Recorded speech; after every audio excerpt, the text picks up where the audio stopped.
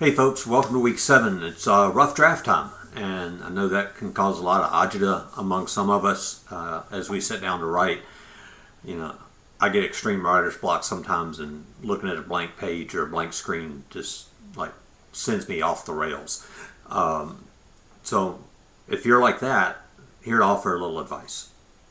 I have found over almost 7 years of doing this with SNHU that the easiest, best thing is to take and print your rubric off, and this time it's printed like 2 pages landscape. You have 11 items to cover in a 12 to 15 page paper, and that feels like cramming a lot in, and it really is. But the best way to do this is to take the rubric and look. I'm a troglodyte. I'm perfectly willing to admit that I'm old school pencil and paper kind of person, and that's what works for me. What I have found works really well for not only me but others, but students as well, is to craft an outline before you start to write. Go back to our high school English classes where we learn, Roman numeral 1, capital A, capital B, capital C. Number 1 and number 2 under A, number 1 and number 2 under B, that type of thing. And if you do that, what you do is you take your rubric, and down this left-hand column, and sorry, it's looked like a blank page, but just trust me, it's here, go with me. These 11 items on the rubric, that criteria, and yes, there's 12, the 12th one's articulation of response. Don't make an outline numeral for that. But each one of these is the number for your major outline for that number 1. So Roman numeral 1 is brief narrative. Roman numeral 2, defend the choice. Roman numeral 3, historiographical development trends. 4, scholarly works. Like that. Go down that way and set your outline up. And look, I'm perfectly fine with your rough draft being a really intense outline, or having the headings in there. I'm okay with your final essay having the headings in there too. I mean, it's a real simple way to write a paper. You don't have to try to be, Shakespeare or Hemingway writing this paper. You can just be yourself and write it based on the outline. And as you make your outline, look at where it says proficient, and that's where you need to be scoring. Like, for instance, Roman numeral IV, number 4, historiographical development scholarly works. It says, under proficient, it says, discuss major scholarly works to be explored in a paper. Identify historiographical trend associated with each.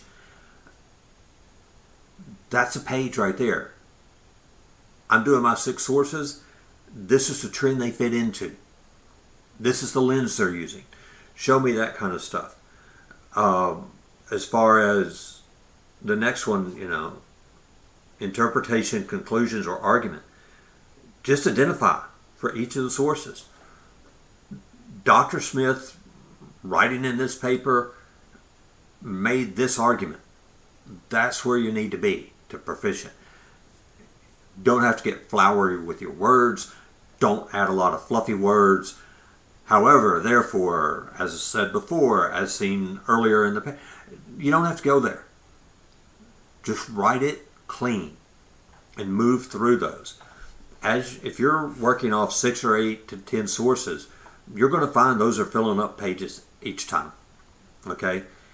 And I would kind of shoot for, mentally, brief narrative needs to be about half a page, defend the choice about half a page, and then the other 9 criteria need to be about a page.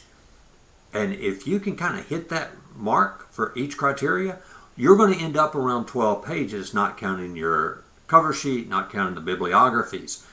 Okay? And that's really the sweet spot, that 12, 13 pages. It shows that you know the material. It shows you can do analysis of the material. And it shows that you can be a concise writer. Save the long-winded stuff for your capstone event. Okay? Right now, the goal is to produce a paper that shows you know how to do a historiographical essay. Show that you can move on from doing research papers. That's your goal. And if you focus on that and keep it to that, I think you're going to be fine. Okay? Got any questions, reach out to me, m.caldwell@snhu.edu. Again, thanks for those you have already sent some questions in. If I didn't answer those well enough, get back to me. I'll try to clear it up. Always happy to hop on a video call if we need to do that as well. So, thanks for your time and attention. If you've got anything, let me know. Looking forward to seeing your work.